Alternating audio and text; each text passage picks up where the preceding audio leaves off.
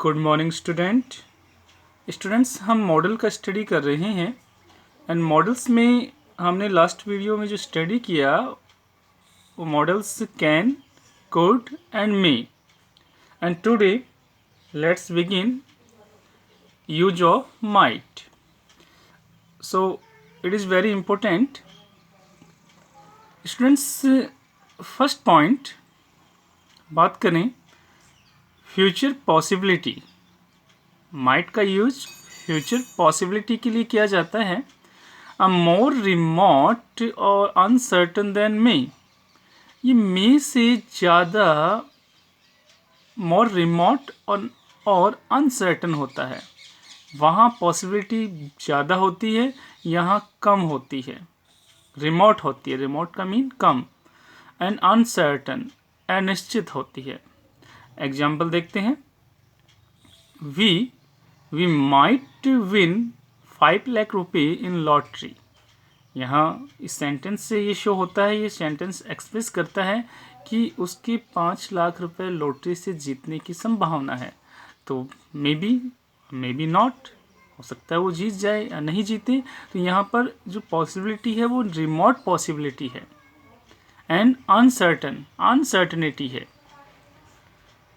Second example, it might rain before evening, you should take an umbrella.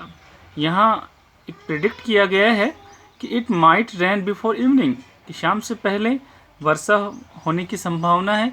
You should take an umbrella, आपके पास umbrella होना चाहिए। Next example, there are few clouds in the sky. There are few clouds, आप इस word की तरफ ध्यान दीजिए। फ्यू क्लाउड्स बिल्कुल न के बराबर क्लाउड्स हैं।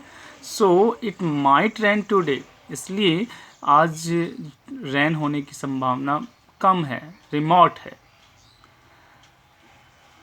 नेक्स्ट पर्पज की बात करें, इन पास्ट टेंस हमारा कोई उद्देश्य है, पास्ट टेंस में अगर हम उसको शो करना चाहते हैं तो भी माइट का यूज करेंगे। एग्जाम्पल देखिए, he died so that others might live. He died, उसने अपनी जान दी, so that others might live, ताकि अन्य व्यक्ति जीवित रहें। यहाँ पर्पज बताना उसका उद्देश्य था। पास्ट, यहाँ डाइड जो सेकंड फॉर्म है इससे पास्ट टेंस शो होता है। Next example, Raman worked hard so that he might get first. Raman ने हार्ड वर्क किया ताकि वो फर्स्ट पोजीशन जो है वो प्राप्त कर ले। नेक्स्ट पॉइंट्स देखे हैं, एज पास्ट टेंस और may in indirect speech. Indirect speech में जो मे का पास्ट होता है वो माइट होता है। He asked me if he might borrow my scooter.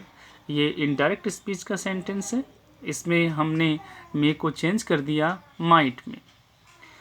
Raman asked Rita if he might help her, ये भी इनडायरेक्ट स्पीच का सेंटेंस है, यहाँ भी हमने मे को माइट में चेंज किया। नेक्स्ट पॉइंट देखते हैं, to show greater hesitation. To show greater hesitation, अगर हमें बड़ी हेजिटेशन हो, हिचकिचाहट हो, या लैक ऑफ बिलीफ, या हमारे विश्वास में कमी हो, या सेल्फ कॉन्फिडेंस हो, तो इन सब चीज़ों को भी शो करने के लिए हम यूज करते हैं माइट का। For example, might I make a suggestion. Might I make a suggestion, थोड़ा हेजिटेशन है कि मैं अपना सजेशन उसको दूं या नहीं दूं, तो यहाँ पर थोड़ा सा हमें हेजिटेशन हो रहा है। Might I borrow a scooter. Might I borrow your scooter, तो यहाँ हेजिटेशन हो रहा है कि भी उससे स्कूटर बोरो करें या नहीं करें। Okay, next use of shall. तो स्टूडेंट्स, यूज ऑफ सेल की बात करें तो फर्स्ट पॉइंट, प्रॉमिस, अगर आपको प्रॉमिस करना है। थ्रीट, किसी को धमकी देना है। डिटर्मिनेशन, अगर आपका दृढ़ संकल्प है, पक्का इरादा है। In second and third person, second and third person के साथ अगर आपको ये सारी चीज़ें बतानी हैं तो आप सेल का यूज करेंगे। स्टूडेंट्स टेंस में हम फर्स्ट पर्सन के साथ सेल का यूज करते हैं आई एंड वी, लेकिन यहाँ पर हम सेकंड एंड थर्ड पर्सन के साथ सेल का यूज करेंगे। और वो किस कंडीशन में, जब हमें प्रॉमिस करना हो, थ्रीट करना हो, डिटर्मिनेशन करना हो। For example, you shall have the money, you shall have the money on Friday, you shall have the money on Friday. यहाँ प्रॉमिस किया गया है कि तुम फ्राइडे को पैसा तुम्हें मिलेगा, तो यहाँ प्रॉमिस किया गया है।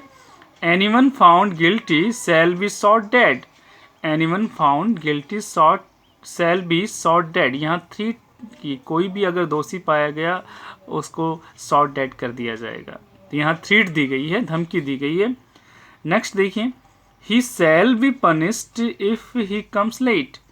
यहाँ वार्निंग दी गई है, यदि वह लेट आता है तो उसको पनिश किया जाएगा। नेक्स्ट देखते हैं स्टूडेंट्स, सेकंड पॉइंट, प्रोहिबिशन बताना है in the negative. Negative sentence में अगर आपको प्रोहिबिशन बताना है तो आप शैल का यूज करेंगे। For example, you shall not enter the house, you shall not enter the house, तुम घर में प्रवेश नहीं कर सकते। नेगेटिव या प्रोहिबिशन है, मना किया गया है। यहाँ एक छोटा सा नोट डाला है मैंने, if a sentence begins with no one, nobody, we use shall for prohibition. यदि सेंटेंस नो वन या नबडी से स्टार्ट होता है तो हम प्रोहिबिशन के लिए शैल का यूज करेंगे। For example, no one shall enter without permission, no one shall enter without permission, कोई भी बिना परमिशन के प्रवेश नहीं करेगा। नोबडी शैल प्ले हियर, कोई भी यहाँ पर नहीं खेलेगा, प्ले करेगा। Now students, next talk about use of should. Should is very important to spoken English and other writing. So first points, duty, softened command, advice and probability. अगर आपको duty, किसी का ड्यूटी बताना है, सॉफ्टेंड कमांड आप किसी को देना है, एंड एडवाइस आप किसी को करना है, एंड प्रोबेबिलिटी बताना है, तो आप शुड का यूज करेंगे। For example, one should try to do one's best, one should try to do one's best.